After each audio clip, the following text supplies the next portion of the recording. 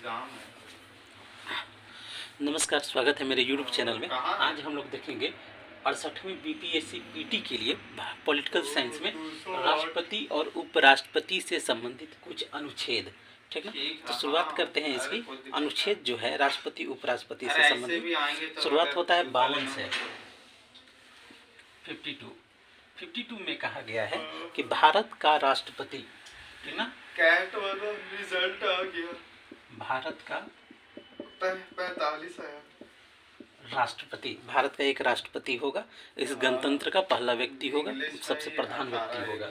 फिर उसके बाद अगला अनुच्छेद है 53। तो अनुच्छेद 53 में संघ की कार्यपालिका शक्ति, संघ की कार्यपालिका शक्ति, जितनी भी कार्यपालिका शक्ति है उसका प्रधान जो है राष्ट्रपति होता है। एक्जीक्यूटिव का जितना भी है प्रधान राष्ट्रपति होता है, चाहे वह चौकीदार से लेकर कैबिनेट सेक्रेटरी तक का हो, ठीक ना। सबका जो हेड है, सबकी नियुक्ति से लेकर पद च्युत तक का जितना भी है सब राष्ट्रपति के नाम से ही जारी होता है। सारे काम राष्ट्रपति के नाम से जारी होता है। इसके बाद अनुच्छेद 54 के तहत देखेंगे कि राष्ट्रपति का निर्वाचन, इसमें है ना दिखाता हूँ सर, राष्ट्रपति का निर्वाचन, कि राष्ट्रपति का चुनाव कैसे होगा, कौन कौन इसमें भाग लेंगे, कौन से सदन में के लोग इसके वोटिंग में शामिल हो सकते हैं, किस प्रकार से होगा। तो ये सब अनुच्छेद 54 के तहत दिया होता है। इसके बाद अनुच्छेद 55, अनुच्छेद 55, इसके तहत राष्ट्रपति के निर्वाचन की रीति है, ठीक ना। राष्ट्रपति के निर्वाचन रीति है, इसका तरीका क्या होगा, कौन भाग ले सकते हैं, कौन भाग नहीं ले सकते हैं, किस प्रकार से होगा, ये सारी चीज़ें इसमें शामिल है। इसके बाद अनुच्छेद 56 के तहत राष्ट्रपति की पदावधि है, ठीक ना। राष्ट्रपति की पदावधि कितनी अवधि तक रहेगा, तो 5 साल तक रहेगा। तो भारत में तो कोई रोक नहीं है, 5 के बाद अगला 10, 10 के बाद 15, 20 तक भी रह सकता है। तो यहाँ पे पदावधि जो है सीमित किया है 5 साल के लिए, लेकिन ये नहीं है जैसे कि अमेरिका के राष्ट्रपति है कि वो 2 बार से ज़्यादा नहीं रह सकता है। एक बार 4 साल के लिए, फिर उसके बाद अगला 4 साल के लिए, उसके बाद नहीं होता है, ठीक ना। लेकिन भारत में इस तरह से नहीं है, वो 5 साल के लिए है तो उसके अगले 5 साल, उसके अगले 5 साल के लिए भी बन सकता है। तो ये सब कुछ बेसिक अंतर है, ठीक ना। अब आगे देखेंगे, चलिए अब हम लोग नेक्स्ट देखेंगे अनुच्छेद आपका 57। अनुच्छेद 57 ये कह रहा है कि पुनर्निर्वाचन के लिए पात्रता, पुनर्निर्वाचन के लिए पात्रता, मैंने प्रेसिडेंट का अगली बार इलेक्शन हो रहा है तो उसके लिए क्या क्या, उसकी मतलब निर्वाचन के लिए क्या पात्रता होगा, कि भारत का नागरिक होगा, 35 साल से ज़्यादा होगा, ठीक ना, मानसिक रूप से दिवालिया ना हो, कोई लाभ के पद पे ना हो। तो ये सब कुछ इसमें शर्तें होती हैं। इसके बाद अगला देखेंगे अनुच्छेद 58 कह रहा है कि राष्ट्रपति निर्वाचित होने के लिए अर्हताएं, यानी आपको राष्ट्रपति बनना है तो इसके निर्वाचित होने के लिए पात्रताएं क्या है, क्या क्या योग्यताएं इसमें होता है। इसमें पुनर्निर्वाचन की बात हो रही थी 57 में, और ये है निर्वाचन, यानी पहली बार जब आप लड़ रहे हैं तो उसके लिए क्या क्या योग्यता, पात्रता, क्षमताएं होनी चाहिए, ये चीज़। इसके बाद अगला है अनुच्छेद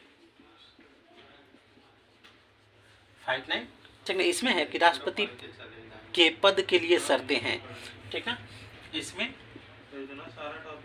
राष्ट्रपति पद के लिए शर्तें, पद के लिए कुछ शर्तें होती हैं, ठीक ना। जैसे कि संसद या किसी राज्य विधानमंडल का सदस्य न होना, या कोई लाभ का पद धारण नहीं करना, जैसे कि कोई लाभ के पद पर नहीं होना, ठीक ना, कोई लाभ के पद पर नहीं होना, माने एक आदमी 2 पद धारण नहीं कर सकता है, वो सिर्फ एक ही पद को धारण करेगा, वो दूसरा करेगा तो उसकी सदस्यता रद्द हो जाती है, ठीक ना, वो राष्ट्रपति नहीं रह जाएगा। ठीक है, इसके बाद नेक्स्ट हम लोग देखेंगे अनुच्छेद 60, ठीक ना, अनुच्छेद 60।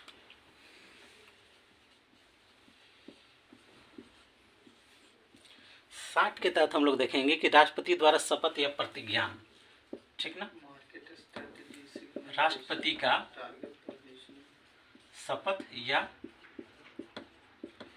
प्रतिज्ञान, जब भी कोई सरकारी मंत्री हो, राज्य मंत्री हो, कैबिनेट मंत्री हो, प्रधानमंत्री हो, सुप्रीम कोर्ट के जज हो, हाई कोर्ट के जज हो, तो सबका जो शपथ का प्रारूप होता है, ठीक ना, सबका अलग अलग होता है, सबका अलग अलग होता है, शपथ का जो प्रारूप होता है, ठीक ना, उसमें जो बातें होती हैं सब में थोड़ा थोड़ा अलग होती हैं, ये चीज़।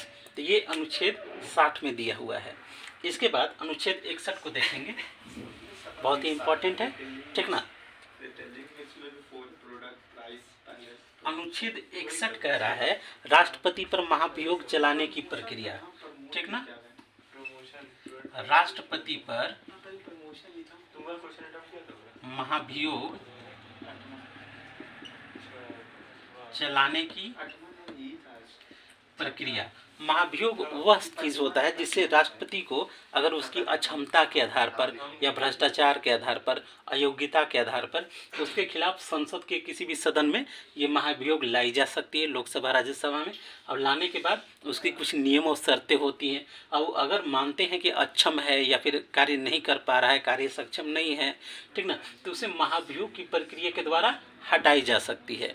यह महाभियोग की प्रक्रिया राष्ट्रपति तो है ही, ठीक ना, उपराष्ट्रपति को भी, और साथ ही साथ सुप्रीम कोर्ट के जो जज हो गए, हाई कोर्ट के जो जज हो गए, मुख्य जज जो हो गए, उनको भी महाभियोग, इसको इंग्लिश में इम्पीचमेंट बोलते हैं, इस प्रक्रिया के द्वारा हटाई जा सकती है। चलिए इसके बाद नेक्स्ट देखेंगे अनुच्छेद 62। अनुच्छेद 62 कह रहा है कि राष्ट्रपति के पद के रिक्ति को भरने के लिए निर्वाचन का समय और आकस्मिक रिक्ति को भरने के लिए निर्वाचित व्यक्ति की पदावधि। देखिए, राष्ट्रपति की पद की रिक्ति को भरने के लिए निर्वाचन करने का समय, ठीक ना, पद रिक्ति भरने के लिए, पहला बात तो ये है। दूसरा बात इसमें कह रहा है कि आपको आकस्मिक रिक्ति को भरने के लिए निर्वाचित व्यक्ति की पदावधि। आकस्मिक रिक्ति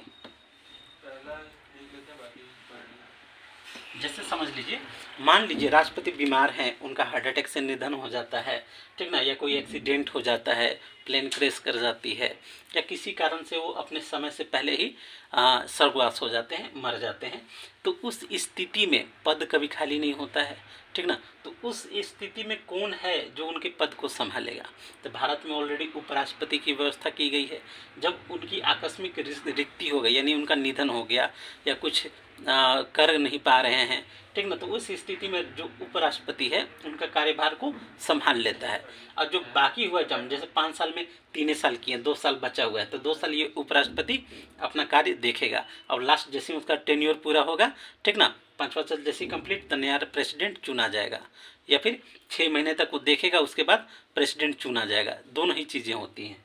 चलिए अब इसके बाद हम लोग देखेंगे उपराष्ट्रपति के बारे में। और लाइक कीजिए, शेयर कीजिए, सब्सक्राइब कीजिए और बेल आइकन पे भी क्लिक कर दीजिए, ताकि हमारा नोटिफिकेशन आपको जब भी कोई नया वीडियो डालूं तो आपको मिल जाए। अब हम लोग देखेंगे उपराष्ट्रपति के बारे में।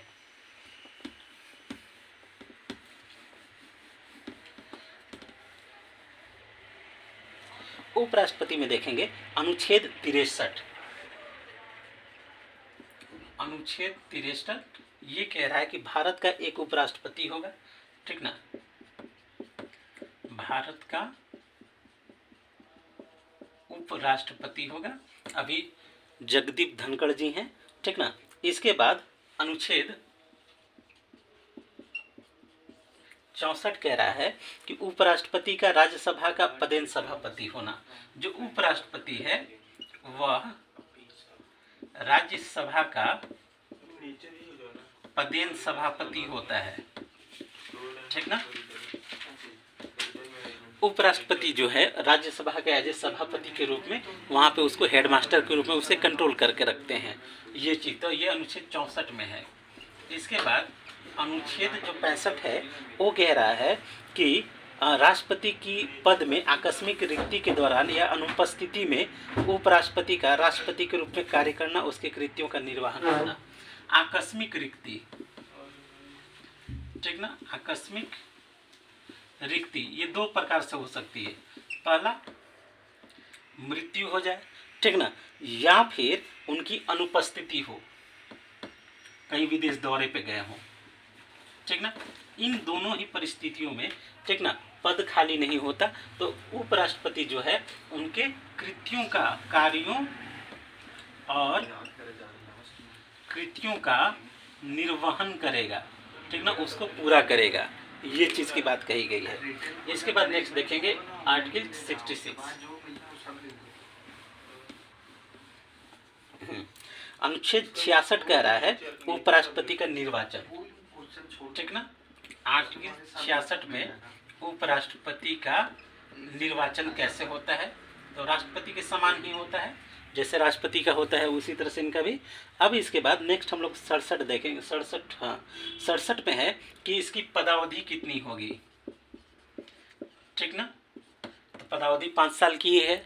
जो राज्यसभा के सदस्य होते हैं उनका 6 साल होता है, लेकिन चूंकि राष्ट्रपति है तो उनका 5 साल ही होता है, ठीक ना। इसके बाद अगला है अनुच्छेद 68। तो 68 कह रहा है कि उपराष्ट्रपति के पद में अगर रिक्ति को भरने के लिए निर्वाचन करने का समय और आकस्मिक रिक्ति को भरने के लिए निर्वाचित व्यक्ति की पदावधि, मान लीजिए यहाँ भी आकस्मिक रिक्ति हो जाए, ठीक ना। ये इसलिए रखा गया है कि भाई यहाँ जो भी बनता है कम से कम 65 वर्ष से ऊपर का ही जो समझदार है, मैच्योर है, लोकतंत्र की परंपराओं को समझा है, 25, 30, 35 साल राजनीति में है, कई पदों पर है, तो इन लोगों को बैठाया जाता है। तो इस उम्र में कभी भी स्वास्थ्य डावाडोल हो सकती है, स्वर्ग सिधार सकते हैं, हार्ट अटैक आ सकता है, कई समस्याएं होती हैं। तो ऐसी स्थिति में एक निर्वाचित व्यक्ति को रखा जाता है, ठीक ना, निर्वाचित करके। जैसे मान लीजिए कई बार हम लोग देखेंगे, जैसे कि मेरा वीडियो है देख लीजिएगा, भारत के राष्ट्रपति उपराष्ट्रपति, तो कई बार देखते हैं कि कोई न्यायमूर्ति कहाँ से तो बन गया, ठीक ना, न्यायमूर्ति आएगा, कोई सुप्रीम कोर्ट का चीफ जस्टिस ऑफ इंडिया होगा, ठीक ना, वो देखेंगे कि अरे प्रेसिडेंट बन गया, वाइस प्रेसिडेंट बन गया। तो ऐसा क्यों होता है, तो यही आकस्मिक रिक्ति जब हो जाती है, मृत्यु हो जाती है, ठीक ना, तब निर्वाचित व्यक्ति में सुप्रीम कोर्ट का जो मुख्य न्यायाधीश होता है, ठीक ना, वो एज ए उपराष्ट्रपति कार्य संभाल लेता है, राष्ट्रपति के रूप में कार्य संभाल लेता है। ऐसा कई बार हुआ है। एक बार थोड़ा सा लिस्ट चेक कीजिएगा, भारत के राष्ट्रपति और भारत के उपराष्ट्रपति, तो उसमें कई न्यायमूर्ति मिलेंगे, ठीक ना। चलिए इसके बाद अगला देखेंगे।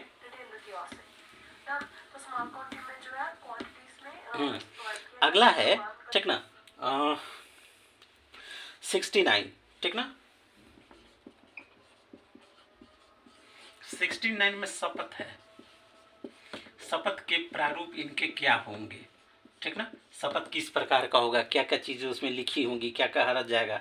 तो सबके शपथ के प्रारूप मैंने बताया है कि अलग होंगे। राष्ट्रपति का अलग है, उपराष्ट्रपति का अलग है, प्रधानमंत्री का अलग है, ठीक ना, केंद्रीय मंत्री का अलग है, राज्य मंत्री का अलग है, सुप्रीम कोर्ट का जज का अलग है, राज्यपाल का अलग है, मुख्यमंत्री का अलग है। सबका शपथ का प्रारूप अलग अलग होता है, ठीक ना।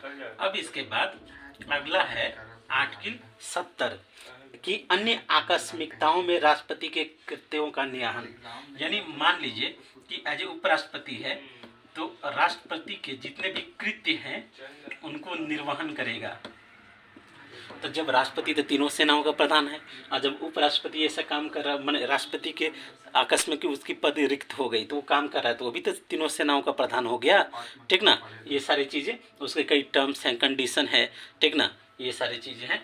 इसके बाद अगला है आपको आर्टिकल 71। 71 कह रहा है कि राष्ट्रपति या उपराष्ट्रपति के निर्वाचन से संबंधित सशक्त विषय, ठीक ना। यहाँ सशक्त विषय दोनों के निर्वाचन, चाहे वह उपराष्ट्रपति हो चाहे वह राष्ट्रपति हो, दोनों के निर्वाचन से संबंधित कई बार, ठीक ना, विवाद हो जाते हैं। तो इन विवादों को कौन सॉल्व करेगा, ठीक ना। इन सभी चीज़ों को यहाँ पे अनुच्छेद 71 में रखा गया है। इसके बाद सबसे इम्पोर्टेंट आपका आता है अनुच्छेद 72, ठीक ना। अनुच्छेद 72 कह रहा है माफ़ कीजिएगा, थोड़ा सा लिखते लिखते इंक खत्म हो गई है, इसको आराम से भरेंगे। चलिए, अब 72 में कह रहा है कि क्षमा आदि मामलों में दंडादेश का निलंबन। देखिए, राष्ट्रपति को, ठीक ना, दंडा जितने भी लोगों को दंड मिला है उसका कई अधिकार है, उसको कम करने का अधिकार प्राप्त होता है। उसमें कई प्रकार के अधिकार होते हैं, जैसे एक होता है निलंबन, एक होला निलंबन, निलंबित कर दिया। दूसरा होता है परिहार, उसको कम कर देना, ठीक ना। तीसरा होता है लघुकरण, ठीक ना। ये सब राष्ट्रपति के पावर हैं, ये सब क्या है, राष्ट्रपति के पावर हैं, ठीक ना। तो निलंबन में क्या होता है, परिहार में क्या होता है, लघुकरण में क्या होता है, ठीक ना। ये अलग से इसके ऊपर लंबा थोड़ा सा 10-15-20 मिनट का वीडियो बना दूंगा, ठीक ना। अभी इतना समझ लीजिए कि किसी को अगर फांसी मिला हो तो फांसी को टाल के आजीवन कारावास में बदल सकता है। किसी को ज़्यादा कठोर सज़ा मिली है तो उसको नॉर्मल कर सकता है, ठीक ना। ये सारे कई चीज़ें होती हैं, तो ये राष्ट्रपति के पास ही ऐसा पावर होता है, उपराष्ट्रपति के पास नहीं होता है, ठीक। अब इसके बाद अगला है 73, संघ की कार्यपालिका शक्ति का विस्तार, ठीक ना। ये लास्ट है राष्ट्रपति में। 73 कह रहा है कि संघ की जो कार्यपालिका शक्ति है, ठीक ना, कार्यपालिका